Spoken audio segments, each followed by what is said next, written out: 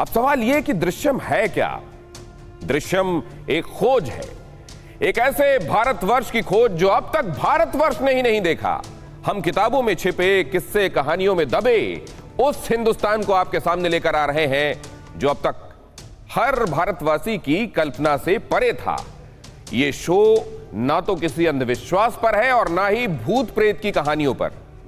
दृश्यम के पहले एपिसोड में आज हम आपको लेकर चलेंगे उत्तराखंड, जहां हिमालय की ऊंचाइयों में एक ऐसी जगह मौजूद है जहां कुछ पर्वतारोहियों को छोड़कर आज तक कोई नहीं पहुंचा, जहां छिपी है हिंदुस्तान के अतीत की एक अद्भुत कहानी।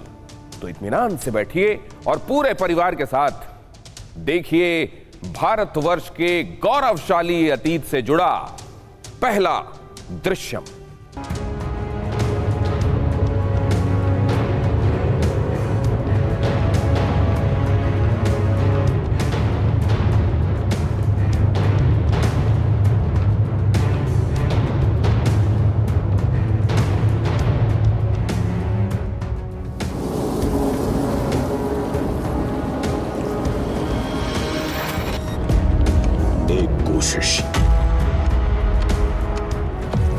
अनदेखे हिंदुस्तान को खोजने की कोशिश।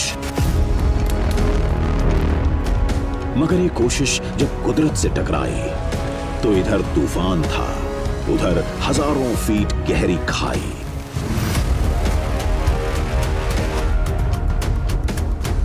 हम जा रहे थे वहां जहां 135 करोड़ की आबादी में कुछ बिरले ही पहुंच पाए हैं। बर्फीले पहाड़ों की सनसनाती हवाएं सीना चीर कर गुजर रही थीं। दिल की धड़कनें पानी की हलचल से भी तेज थी।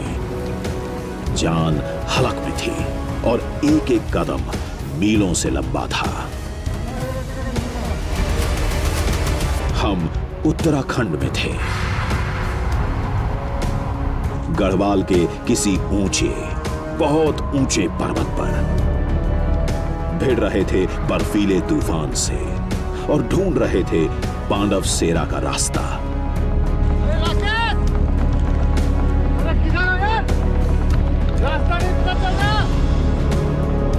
नाम फिर से सुन लीजिए, पांडव सेरा, क्योंकि इस कहानी के बाद ये नाम न कभी हम भूल पाएंगे न आप भूल पाएंगे।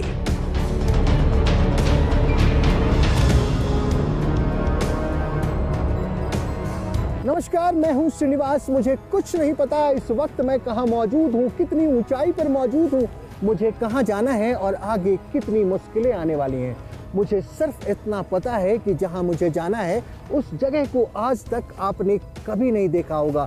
हिमालय की गोद में बसा एक ऐसी जगह जिसके बारे में आप सुनेंगे तो आपको यकीन नहीं होगा। उस जगह पर आज तक सिर्फ कुछ पर्वतारोही और साधु संत ही पहुंचे हैं। उनके मुताबिक इस पहाड़ी से कोसों दूर हिमालय की गोद में एक ऐसी जगह है जहां पे प्राचीनतम हथियार रखे हैं, 5000 साल से भी पुराने भारी भरकम हथियार। साधु संतों के मुताबिक ये हथियार पांडवों के हैं। पर्वतारोहियों का तो ये भी कहना है कि वो जगह स्वर्ग सा सुंदर है।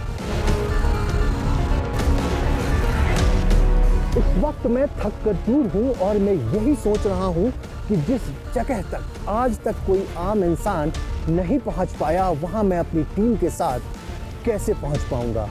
जो अब तक है अदृश्यम, चलिए ढूंढते हैं और उसे बनाते हैं दृश्यम। कहां है पांडव सेरा? क्या है पांडव सेरा? आगे क्या हुआ, क्या मिला, क्या दिखा? इसके लिए कहानी वहीं से शुरू करते हैं जहां से असल में शुरू हुई थी।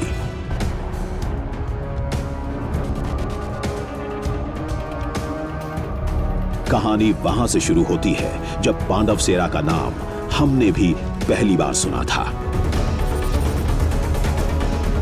कुछ पर्वतारोहियों ने हमें कुछ तस्वीरें भेजी और हिमालय की ऊंचाई पर एक जगह के बारे में बताया। कहा उत्तराखंड में एक रांसी नाम का गांव है, जिसके बाद एक छोटा सा कस्बा आता है, गोंडार, और यहीं से पैदल चढ़ाई शुरू होती है।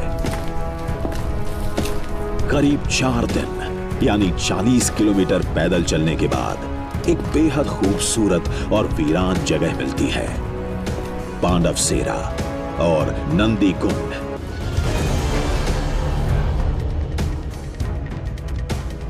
पर्वतारोही कह रहे थे कि उस जगह पर कुछ हथियार रखे हैं, अलग अलग किस्म की तमाम तलवारें, भाले, गदा, तीर कमान, यानी प्राचीन काल के भारी भरकम हथियार। वजन इतना है कि कोई आम इंसान उन्हें आसानी से उठा भी नहीं सकता। कुछ दंत कथाएं कहती हैं कि ये हथियार महाभारत काल के हैं, पांडवों के हैं, जो स्वर्ग जाने से पहले उन्हें पर्वतों पर छोड़ गए थे। थोड़ी हंसी आई, अचंभा भी हुआ, लेकिन उस जगह पर जाने की दिलचस्पी बढ़ने लगी, जो आज तक दुनिया की नजर से दूर है।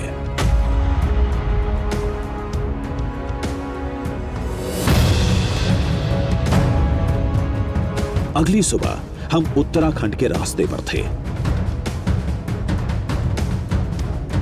और बढ़ रहे थे रांसी गांव की तरफ, जहां से हमें 5 दिन ऊपर पहुंचने में लगेंगे और 3 दिन वापस लौटने में। सोचा जो होगा देखा जाएगा, जो तैयारी करनी होगी कर लेंगे, मुश्किलें आएंगी तो आएंगी, लेकिन हम किसी भी कीमत पर खोज कर लाएंगे हिमालय की गोद में छिपे उस अद्भुत दृश्य को।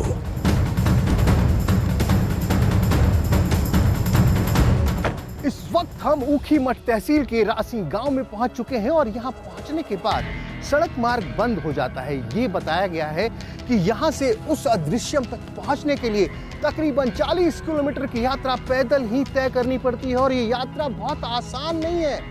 कहते हैं वहां तक पहुंचने के लिए तमाम पहाड़ों, बर्फीली वादियां, नदी, झरने, ये तमाम पार करने पड़ते हैं और इतना ही नहीं, कुदरत के साथ भी जद्दोजहद करनी पड़ती है। लेकिन हमें तलाश है उस अदृश्यम की, तो जो अब तक है अदृश्यम, आइए चलिए ढूंढते हैं और बनाते हैं दृश्यम।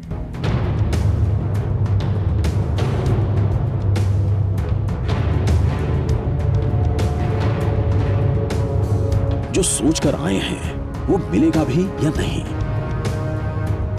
मिलेगा तो कहां मिलेगा? जहां पहुंचना अब तक नामुमकिन सा है, वो मुमकिन कैसे होगा?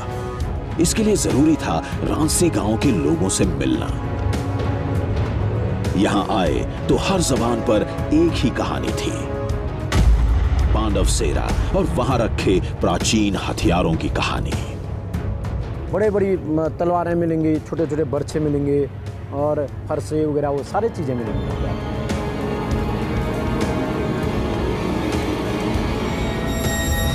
अच्छा ये बताइए, ये जो कहते हैं कि वहाँ पांडवों के हथियार रखे हुए हैं, इसमें कितनी सच्चाई है? अभी तो जो है हमने भी किताबों में पढ़ा है और देखा भी है। देखा है? देखा है, हम गए थे वहाँ, थे वहाँ। कब गए थे? हम तो 83 में गए थे, उस टाइम देखा था। मतलब लगभग 40 साल 40 साल पहले। उस टाइम तो थी वहाँ पर मूर्तियाँ थी, तलवारें थी। आम तलवारें हैं या ऐसा लगता है कि ये आज की तलवारें नहीं है, वो पुरानी टाइप की तलवारें हैं। क्या साइज क्या होगा? तकरीबन जो 3-4 फीट। एक तलवार 4 फीट? 3 फीट, 4 फीट, 2.5 फीट, ऐसी अलग अलग साइज की। पांडव सेरा में जो है तब पांडवों की जो है वहाँ लीला है, इनका मंदिर में छोटा।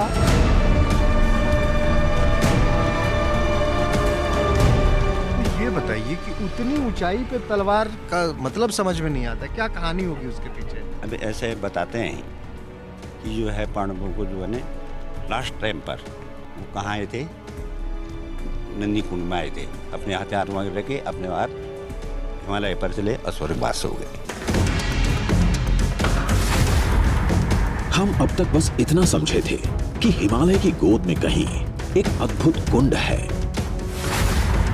और कुंड के आसपास विशालकाय हथियार रखे हैं। लोगों को लगता है कि वो हथियार पांडवों के हैं, महाभारत काल से हैं। वो भी एक ऐसी जगह पर जिसे कई दंत कथाओं में स्वर्ग जैसा सुंदर बताया गया है। अरे बहुत सुंदर दिखाई देता है भाई ये पांडवसेरा से।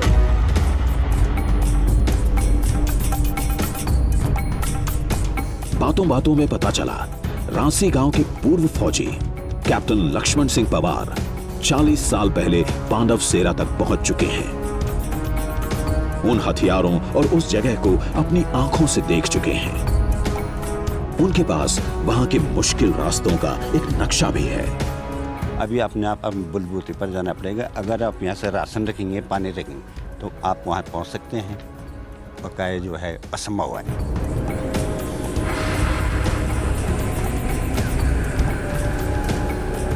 कई नदियाँ हैं, कई नाले हैं, कई पत्थर है, कई पेड़ है, तो जाना जो है संभल के। कुदरत का कोई भरोसा नहीं, कब क्या होता है। कहीं कभी बर्फ पड़े, कभी ओले पड़ेंगे। तो इन सब कठिनाइयों को पार करने के बाद चलना पड़ेगा। कह रहे हैं कैप्टन साहब कि इन सब कठिनाइयों को पार करने के बाद हमें चलना पड़ेगा। लेकिन कैप्टन साहब से मिलने के बाद एक काम तो हुआ है। कैप्टन साहब जब सन 83 में उस अदृश्यम तक पहुंचे थे तो इन्होंने वहां जाने का एक नक्शा बनाया था। ये नक्शा हम आपको पूरी तरह से दिखाएंगे और यहाँ से हमारी पैदल यात्रा शुरू हो जाएगी और तकरीबन 40 किलोमीटर की पहाड़ी यात्रा पूरी करनी पड़ेगी। पांडवसेरा तक पहुंचने का हमारे पास सिर्फ एक जरिया था, ये 40 साल पुराना नक्शा। आज ये नक्शा कितना सटीक है, न वो कुछ जानते थे, न हमें कुछ पता था। नक्शा बस ये बता रहा था कि इस गांव के बाद से हमें 5 दिन तक पर्वतों के आड़े तिरछे रास्तों पर चलना होगा। न कोई बस्ती मिलेगी, न कोई इंसान।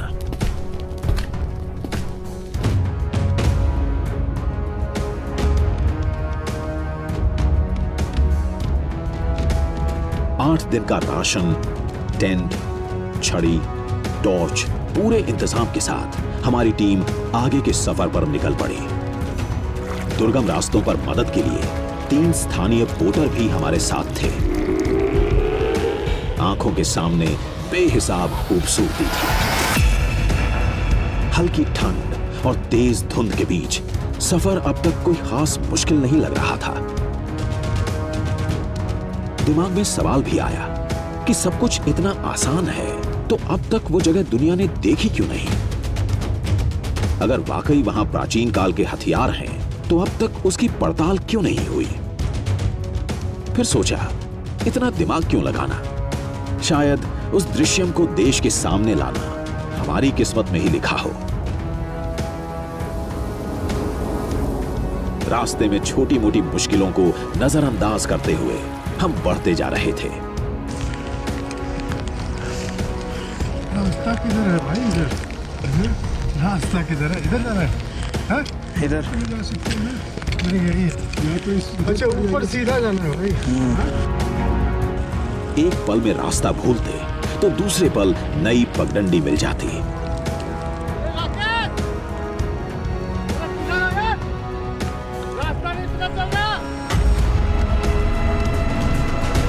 कुछ दूर चले तो एक साधु से मुलाकात हुई।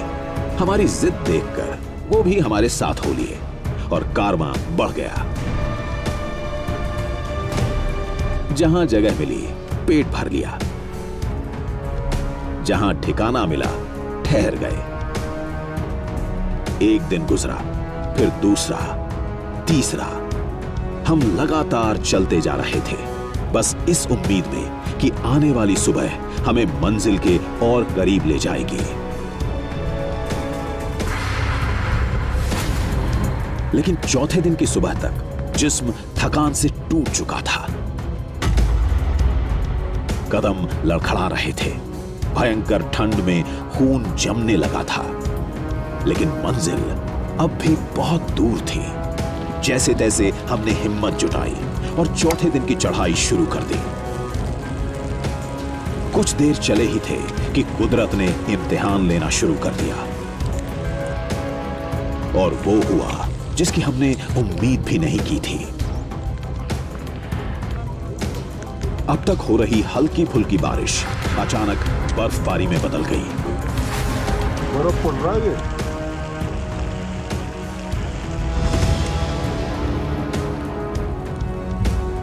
बर्फीली बारिश के बीच इन पगडंडियों पर चलना कितना बड़ा जोखिम था, शायद ये तस्वीरें भी नहीं बता पाएंगी। देखते देखते पूरा पर्वत बर्फीले मैदान में तब्दील हो चुका था और आगे बढ़ने के सारे रास्ते बंद हो चुके थे। रांची जिस बेस कैंप से हम चले थे वहां से तकरीबन 4 दिनों की यात्रा करने के बाद अब हम कहां पहुंचे हैं ये हमें मालूम नहीं। हमें अपने चारों तरफ सिर्फ और सिर्फ बर्फ दिखाई दे रहा है। एक बार फिर बर्फबारी ने हमारा रास्ता रोक लिया है और हमने यहीं पे अपना टेंट लगाया है। बताया ये गया है कि बस अब यहाँ से कुछ ही दूर है वो जगह जहाँ पे मिलते हैं पांडवों के वो तमाम प्रमाण, जहाँ पे ये कहा जाता है कि पांडव वहाँ खेती करते थे, जहाँ आज भी पांडवों के वो हथियार हैं। पता नहीं वो हैं भी या नहीं। अभी तो प्रकृति और कुदरत के साथ हमारी लगातार जद्दोजहद जारी है। हर एक कदम पर जिंदगी और मौत की बात सामने आ रही है। भयंकर बर्फबारी के बीच हमने बमुश्किल वो रात गुजारी। अगली सुबह हिम्मत तो नहीं थी, लेकिन अब तक के सबसे बड़े दृश्यम की जिद में दोबारा ताकत जुटाई और आगे की चढ़ाई शुरू कर दी। आगे का रास्ता इतना मुश्किल हो चुका था कि पैर आगे बढ़ने से इनकार कर रहे थे। कहीं झरनों को चीर कर गुजरना था।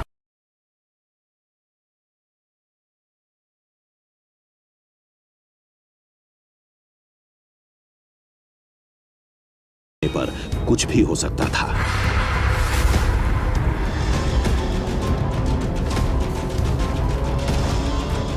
इस हादसे में श्रीनिवास का पैर बुरी तरह जख्मी हो गया, लेकिन आगे बढ़ने के सिवाय हमारे पास कोई रास्ता भी नहीं था। गिरते पड़ते हम आगे बढ़ ही रहे थे कि नई मुसीबत गले पड़ गई। तकरीबन 100 मीटर की दूरी पर हमें एक जंगली जानवर दिखाई दिया। गौर से देखा तो एक पहाड़ी भालू हमारा रास्ता रोके खड़ा था। हमें इस बात का तो पूरा अनुमान था कि रास्ते में बहुत तरह की कठिनाइयां आएंगी, बहुत तरह के खतरों से सामना होगा, लेकिन अभी जिस खतरे से सामना हुआ है, ठीक हमारे सामने एक देखिए उधर जंगली भालू बैठा है और हम सब लोग यहाँ पे चुपचाप बैठ गए हैं। सामने आ जाए तो हमला कर देगा सर। तो हमें क्या पता, जंगल में अभी वो इधर नीचे की तरफ गया, ऊपर भी आ सकता है। ऊपर भी आ सकता है, उसकी गारंटी नहीं है, ऊपर भी आ सकता हूँ। तो इन तमाम बाधाओं को पार करना होगा उस दृश्यम को दृश्यम बनाने के लिए। हालांकि अब हम पांडव सेरा से बहुत ही करीब हैं। हमें ये बताया गया है कि एक चढ़ाई के बाद नीचे पांडवों का वो इलाका आ जाएगा जिसे पांडव सेरा कहते हैं और जिसकी हमें तलाश है। खतरा टला तो हम फिर बढ़ चले और अगले ही मोड़ पर हमारे चेहरे पर मुस्कान आ गई, क्योंकि मंजिल की पहली झलक हमारे सामने थी।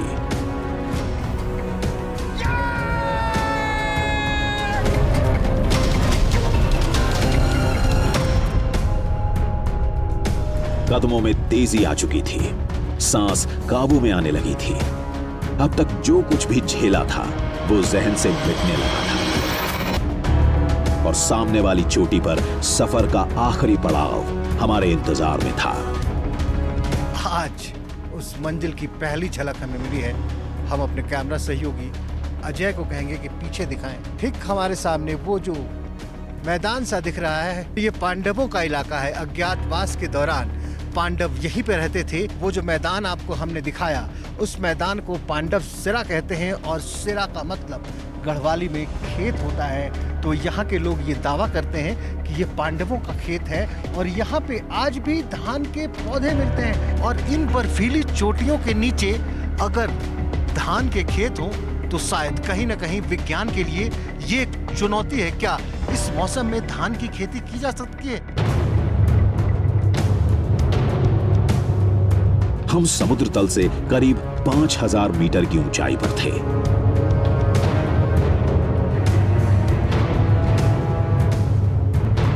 एक खुला मैदान हमारे सामने था।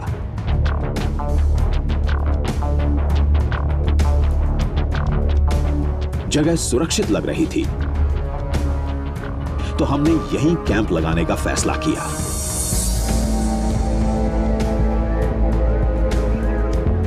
लेकिन आसपास घूमते टहलते हमें कुछ ऐसा दिखा जिस पर यकीन करना असंभव था।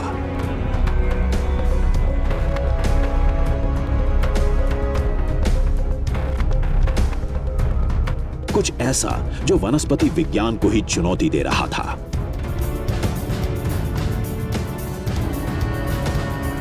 इस घनघोर वीराने में बर्फीली वादियों के बीच धान की खेती दिखाई दे रही थी। फसल के बीच सिंचाई का पूरा इंतजाम था, जैसे किसी ने करीने से नहर का जाल बनाया हो। सब कुछ वैसा ही था जैसे दंत कथाओं और किस्से कहानियों में बताया गया था, जो ये कहती हैं कि इस जगह पर पांडव लंबे वक्त तक रुके थे।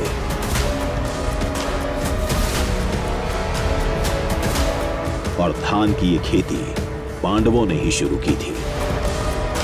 तब से आज तक न कोई बीज बोता है न सिंचाई करता है, लेकिन फिर भी ये फसल युगों से ऐसे ही लहरा रही है। और दृश्यम को दृश्यम बनाने की कड़ी में एक और तस्वीर। जी हाँ, पांडवसेरा में खेती कैसे होती है। धान की खेती के लिए तो बहुत पानी चाहिए होता है। जी हाँ, आप देख सकते हैं यहाँ पे पूरे सिस्टमेटिक तरीके से नहरों का जाल है। चारों तरफ करीने से नहर बनी हुई है। देख लीजिए आप ये नहर, लेकिन ये पता नहीं कि ये पानी किधर से आता है। जहाँ भी जाएंगे आपको लगेगा कि ये नहर कहीं से आ रही है। और इसी नहर से पांडवों के खेत यानी कि पांडवसेरा में धान की खेती होती है, जो विज्ञान के लिए एक बहुत बड़ी चुनौती है। तो ये दूसरी तस्वीर थी जहां हमने एक अदृश्यम को फिर से बनाया है दृश्यम और ले चलेंगे। मालूम है ना, जहां रखे हैं पांडवों के प्राचीनतम हथियार।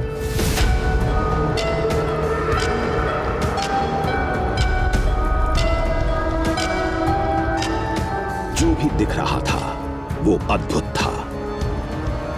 हमें उन दंत कथाओं पर यकीन तो नहीं था, लेकिन हमारे गाइड पूरी शिद्दत से उन किस्से कहानियों को सच मान रहे थे। प्रकृति ऐसा नहर नहीं बना सकती, ऐसा लग रहा है किसी मनुष्य ने बनाया है। तो क्या क्या है इसके बारे में, क्या कहते हैं लोग? इस नहर के बारे में कहा जाता है कि ये पांडवों में जो भीम थे, भीम ने हल चलाया इसमें, तो इस वजह से ये नहर बन गई। लेकिन अब तो पांडव है नहीं, लेकिन तब भी धान की खेती होती है। कौन बो जाता है धान यहाँ? यही थोड़ा सा मन में डाउट करता है कि एक्चुअली अपने आप ही कैसे हो जाते हैं। तो हो सकता है कुछ अभी भी है पांडवों के कुछ अदृश्य जो हम नहीं देख पा रहे हैं।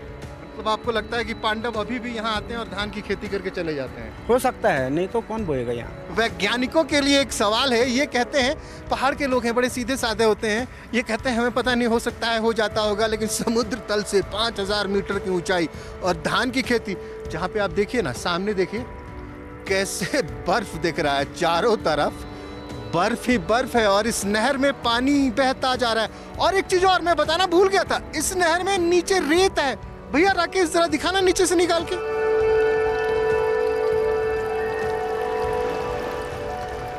ये देखिए, जैसे आप मैदानी इलाकों में उत्तर प्रदेश में किसी धान के खेत के बगल में गुजरते हुए नहर में हाथ डालेंगे तो ऐसे ही रेत बाहर आता है। और 5000 मीटर की ऊंचाई पे रेत नहीं मिलते, या तो चट्टान मिलते हैं या फिर बर्फ ही बर्फ।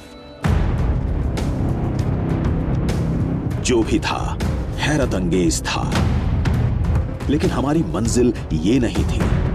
हमें नंदी कुंड जाना था।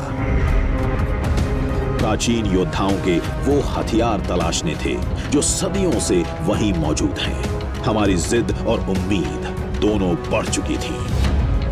यहाँ पांडव रहते थे। अभी भी उनके हथियार हैं यहाँ कहीं आसपास।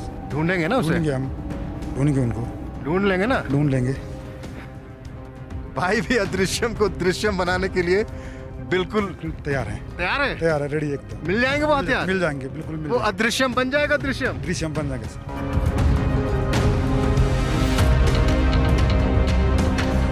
पूरी टीम खुशी से झूम रही थी क्योंकि अगली सुबह हम वहां पहुंचने वाले थे जहां पहुंचना अब तक नामुमकिन माना जाता रहा।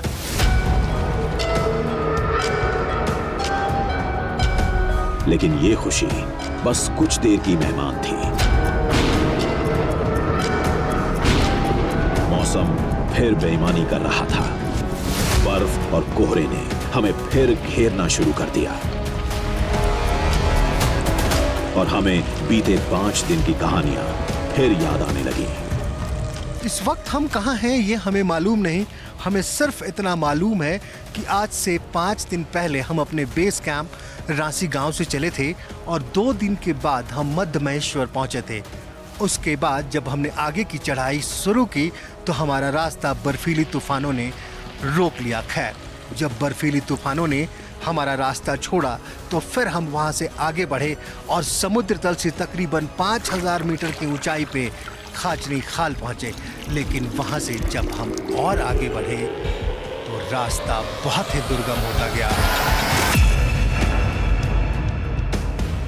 आज तो ऐसे कई मौके आए जब ये लगा कि शायद हम आगे नहीं जा पाएंगे।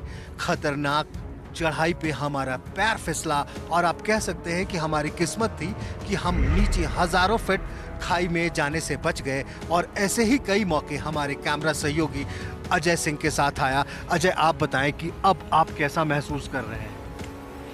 मुझे तो जब चले थे तो बड़ा आसान लग रहा था, लेकिन आज जब आप गिरे हैं उसके बाद से तो मेरी भी हिम्मत अब पस्त हो गई है। कुछ समझ में नहीं आ रहा है अब आगे क्या, बस ऊपर वाला ही पहुंचा सकता है। क्या लग रहा है उस दृश्यम तक पहुंच पाएंगे?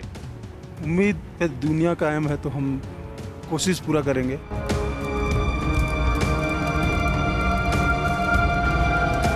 उम्मीद पर दुनिया कायम है। इसी इत्मीनान के साथ हमने आज की रात भी गुजारी, लेकिन इस बात का हमें अंदाजा भी नहीं था कि अगली सुबह हमारे साथ क्या होने वाला है।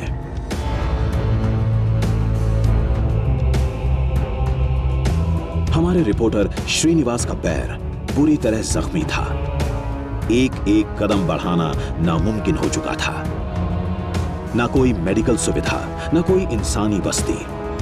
सोचा वापस लौटा जाए।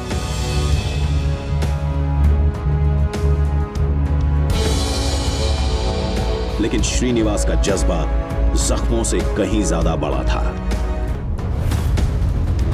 फैसला किया आगे के सफर पर टीम बिना श्रीनिवास के जाएगी और उस नंदी सरोवर को, प्राचीन काल के उन हथियारों को बर्फ की चादर के बीच से खोज कर लाएगी।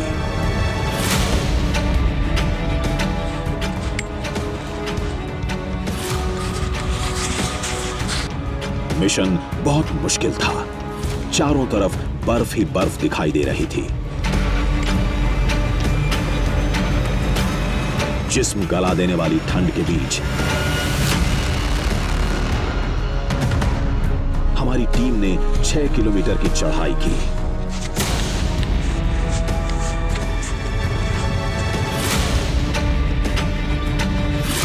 पहाड़ की चोटी पर आए तो हमें नंदी कुंड यानी उस अदृश्य सरोवर की पहली झलक दिखाई दी। तापमान 0 से 10 डिग्री नीचे था। सरोवर का पानी बर्फ बन चुका था। चारों तरफ ऐसा अंधेरा मानो रात होने वाली हो। हमारी टीम इस बर्फीले तूफान के बीच उन प्राचीन हथियारों की तलाश में जुट गई।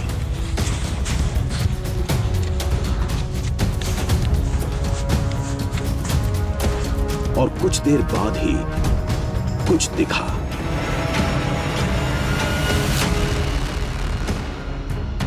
हमें अपनी मंजिल मिल चुकी थी।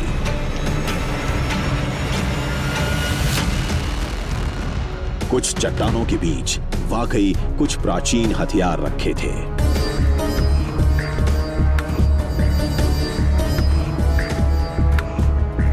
शायद यहां आए कुछ साधु संतों ने, कुछ पर्वतारोहियों ने उन हथियारों की पूजा भी की होगी।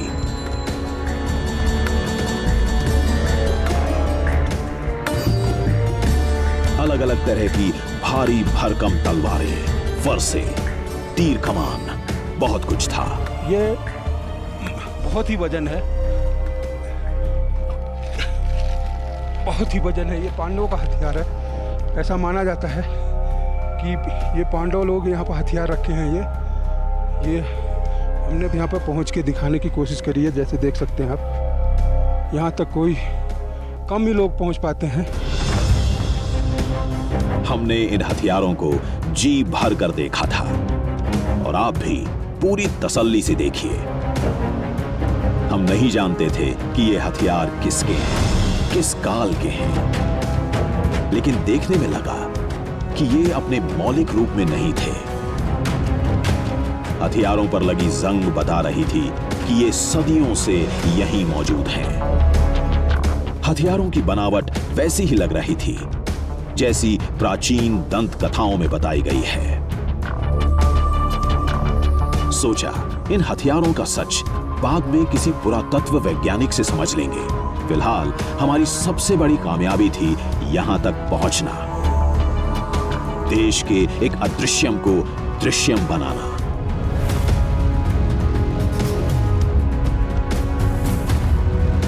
ज्यादा देर तक यहां रुकना हमारे लिए संभव नहीं था, इसलिए हथियारों की पूरी वीडियोग्राफी के बाद हम नीचे लौट आए।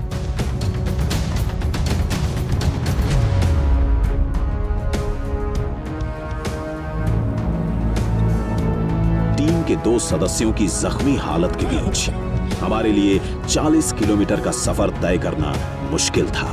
राशन खत्म हो चुका था और मेडिकल सहायता की सख्त जरूरत थी। पैदल लौटते तो वापस नहीं पहुंच पाते, बर्फीले तूफान में फंसकर रह जाते। इसलिए हमने भारतीय वायुसेना, एसडीआरएफ और आईटीबीपी से मदद मांगी।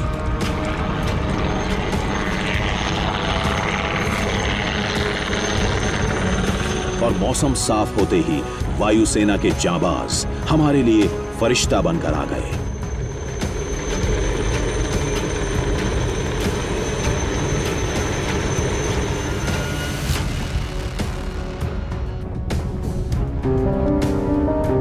हम खुश थे कि सही सलामत वापस लौट आए, लेकिन उससे भी बड़ा सुकून था कि हम वहां तक पहुंचे जहां कोई नहीं पहुंचा और देश के सामने उस दृश्यम को, उस कहानी को लेकर आए जिनकी कुछ दिन पहले तक हमने भी कल्पना नहीं की थी। लेकिन कहानी अभी खत्म नहीं हुई थी। एक सवाल अब भी बाकी था कि नंदी कुंड में रखे उन हथियारों का सच क्या है। अपनी जिम्मेदारी निभाते हुए हमने नंदी कुंड और वहां मौजूद शस्त्रों की जानकारी भारतीय पुरातत्व विभाग को दी। जैसा कि आपने देखा कि कड़ी मशक्कत के बाद आखिरकार उस अदृश्यम को दृश्यम बनाने में हमें सफलता मिली, लेकिन अभी भी एक सवाल कायम है। जैसा कि स्थानीय लोग सोचते हैं कि ये हथियार पांडवों के हैं, क्या पुरातत्व विज्ञानी भी ऐसा ही सोचते हैं या उनकी राय कुछ अलग है?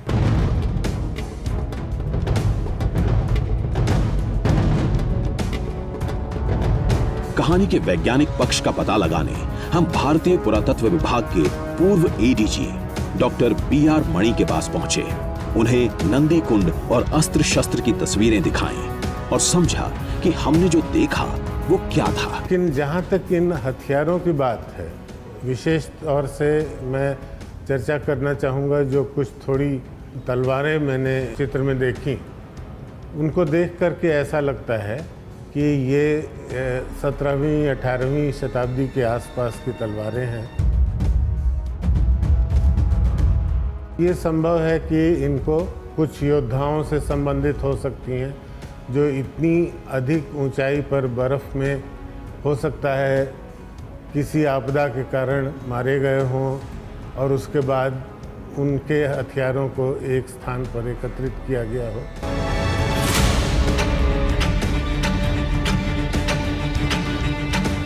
5000 साल पुराने विशेष तौर से लोहे के हथियार नहीं हो सकते, क्योंकि लोहे का प्रचलन लगभग आज से 3000 या 3500 वर्ष पुराना ही है, लेकिन महाभारत का काल निश्चित रूप से 5000 वर्ष पूर्व का जाता है। और हथियारों की बनावट को देख करके, काफ़ी बड़ी तलवारें हैं, उनकी बनावट को देख करके ऐसा लगता है कि मध्यकाल की है।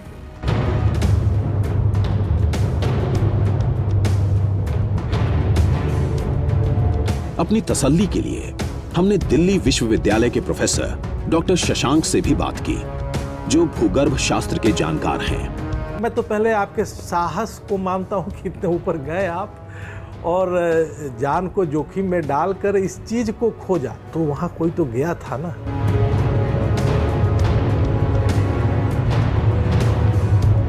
हो सकता है यह पांडवों से रिलेटेड है, हो सकता है कि उस पगडंडी पर पांडव काल के बाद और राजाओं ने भी चला हो जिनकी हिंदू धर्म में आस्था हो।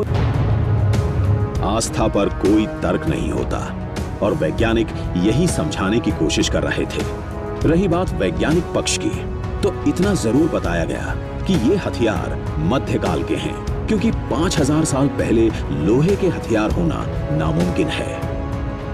5000 साल की बात करें तो लोहा जो आयरन है वह तो नहीं टिक सकता है। अगर यह 5000 वर्ष टिका तो यह कोई बेहतरीन अलॉय है। तो या तो एक उत्तम साइंस था उस समय का, जो एक बेहतरीन अलॉय है जो इतने दिनों तक टिक गया। आयरन नहीं हो सकता है। हमारा मकसद किसी के विश्वास को चुनौती देना नहीं था। हम उस मिशन पर निकले थे कुछ ऐसा देखने जो दूर से दिखाई नहीं देता, एक ऐसे हिंदुस्तान को खोजने जो अब तक हिंदुस्तान की नजर से दूर है। ये जिद, ये कारवां जारी रहेगा। चुनौतियां फिर मिलेंगी, कहीं ज्यादा कहीं कम, लेकिन खोज कर लाएंगे हम एक नया दृश्य।